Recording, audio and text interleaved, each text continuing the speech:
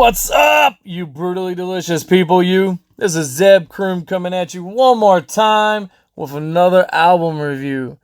Today I was gifted the pleasure to check out another North American black metal band at its finest. They are called Ninth Spear, and their new album is called Uriel.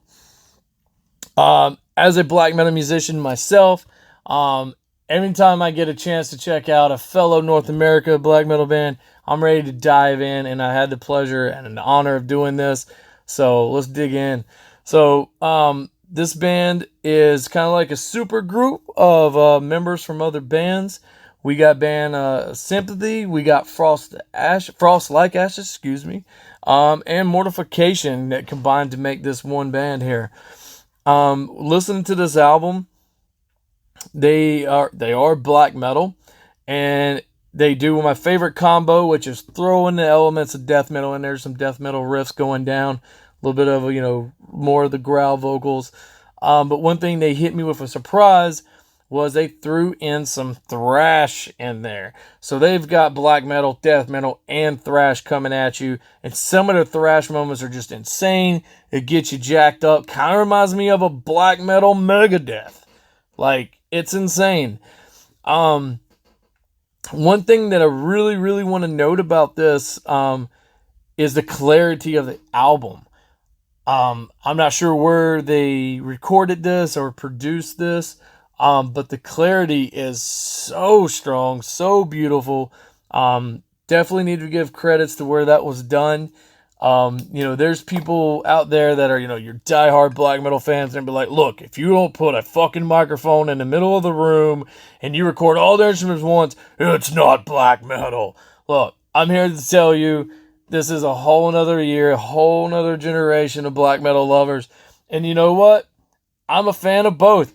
I love the gritty old school style, but I also am a fan of clarity, because I believe that the clarity can show an individual skill set, especially when it comes down to the guitars. And the guitars on this album are fucking insane.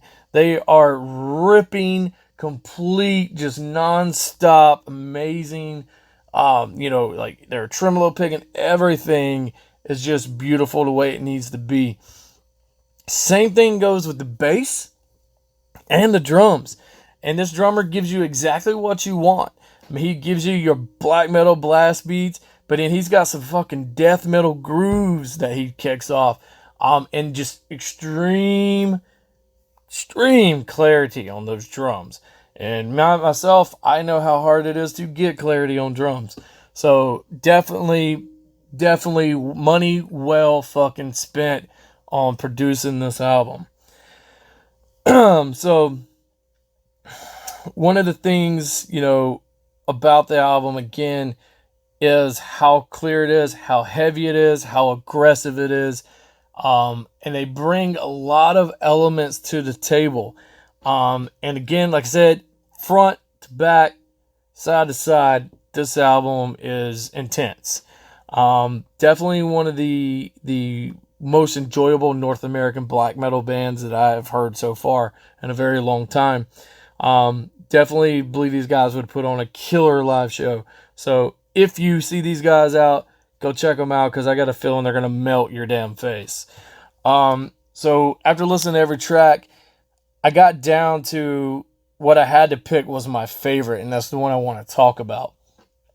And that track happens to be entitled From East to West. It's about maybe a little over 7 minutes long, which is how black metal should be. And what got me was slow, haunting intro. I'm a huge fan of that. Call me a slut for it, whatever. I love it. I'll fall for it every single time.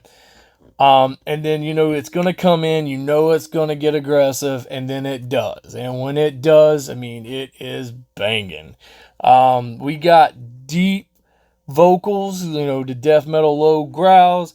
We get into the mid-range, nasty black metal shrieks. And then what really caught me off guard was, out of nowhere comes a really beautiful, high-pitched clean that reminds you of the man himself, fucking King Diamond.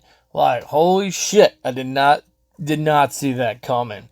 Honestly, I haven't heard vocals in black metal like that since King Diamond actually sung with Cradle of Filth way back in the day, on one of their tracks. And, I, being a King Diamond fan and back in the day, and an old school Cradle of Filth fan, when that combo happened, I had to check it out. And I always loved that track. So hearing this style come in, it's like, hey, this is beautiful. I'm digging it, man. Then it goes back, back and forth, back to the heavy. And then out of nowhere comes these different types of mid shrieks or high shrieks that actually reminded me of the band Overkill in a way. And that caught me by surprise. But what totally flipped my lid was the next vocal change comes in, and it sounds beautiful, just as beautiful as Vortex from Demi Borgir could have done himself. And that sealed the deal for me right there. I'm a huge Vortex fan. So, hearing this, I'm looking from what I'm reading, there is only one vocalist. And hats off to you, sir, as a fellow vocalist myself with many voices. You definitely have a range that is unbeatable. No one's going to stop you, bro. Sing your heart out. Amazing, beautiful track. Definitely add it straight to my playlist when I heard this track. This is an album that is definitely worth checking out. If you're a fan of black metal, a fan of death metal, and a fan of thrash, you're going to enjoy this. Like I said, the guitars are just insane. You're going to enjoy this album, and definitely dive into From East to West and hear how beautiful they can make changes happen, especially in that vocal range. I give this album a 9 out of 10 on the Corpse Paint radar. Killer, guys. Keep up the good work. Definitely can't wait to get to see these guys whenever they come to town, man. Once again, this is Zeb Croom. Brutally delicious. Kick ass, man. Stay cool.